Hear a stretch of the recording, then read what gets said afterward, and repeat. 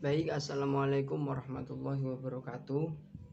Perkenalkan, nama saya Fawwan Febriansyah, NIM 158 dari kelas PAID 6. Dalam mata kuliah telaah kurikulum ini, singkatnya di sini saya akan menyampaikan pokok bahasan saya, yakni menjelaskan tentang pemetaan kompetensi, mapping atau scanning dari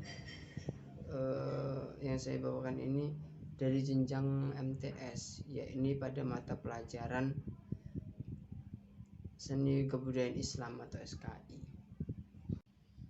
Oke, yang pertama dalam pokok bahasan kita, pemetaan kompetensi ini kita harus tahu terlebih dahulu apa itu pengertian dari pemetaan kompetensi.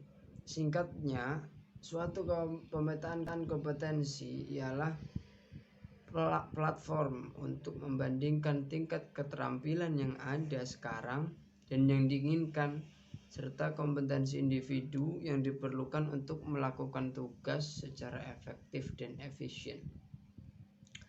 Oke, kita masuk dalam pokok bahasan. Dalam pemetaan kompetensi, hal yang pertama dilakukan oleh kita adalah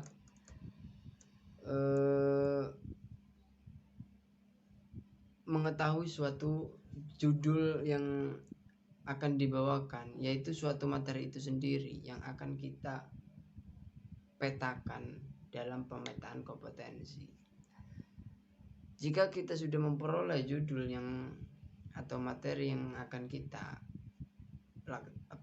petakan, selanjutnya yakni guru melakukan suatu pemetaan, yakni pengorganisasian peta kompetensi. Yang pertama ada kompetensi inti dasar dan kompetensi inti dan juga kompetensi dasar. Pokok di sini ada dua, yakni kompetensi inti dan kompetensi dasar. Dalam kompetensi dasar dalam kompetensi inti ada 5 pokok, yakni kompetensi inti. Kompetensi 1 itu terkait sikap spiritual, lalu yang kedua itu sikap sosial, yang ketiga pengetahuan, dan yang keempat keterampilan. Dalam kompetensi inti harus mencakup keempat ini supaya tujuan dari suatu kompetensi tersebut bisa tercapai. Lalu ada kompetensi dasar. Kompetensi dasar ialah suatu ketercapaian minimum dari dalam suatu proses pembelajaran, dalam suatu pencapaian kompetensi minimum yang bisa dicapai, yang harus dicapai, yakni kompetensi apa yang ada dalam kompetensi dasar tersebut. Oke, baik. Yang pertama, setelah suatu pemetaan kompetensi dilakukan, ada yang namanya pendahuluan. Dalam pendahuluan itu meliputi salam, perkenalan baik pengajar maupun peserta didik, lalu pembukaan judul materi. Guru memperkenalkan judul materi tersebut pada peserta didiknya. Lalu karena suatu peta kompetensi sudah dipetakan, sudah dilakukan suatu pemetaan pada materi tersebut, selanjutnya pada bahasan yang ketiga, yakni pembahasan materi yang ketiga, yakni materi akan memberikan hasil konteksnya. Maksudnya apa? Jadi pemateri atau pendidik di sini akan melaksanakan suatu materi ajar tersebut yang sudah dipetakan tadi ya, yang semua kompetensi dasar atau kompetensi inti itu akan diusahakan agar tercapai dalam proses ini, yakni kegiatan tersebut berlangsung gitu. Jadi guru akan menyampaikan apa materi ajarnya,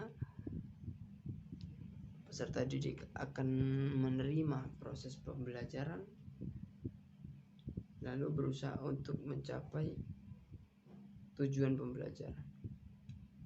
Jadi intinya guru akan memberikan hasil konteks tema berupa unit atau apapun yang relevan dengan pemetaan kompetensi yang telah disebutkan di scan pertama tadi.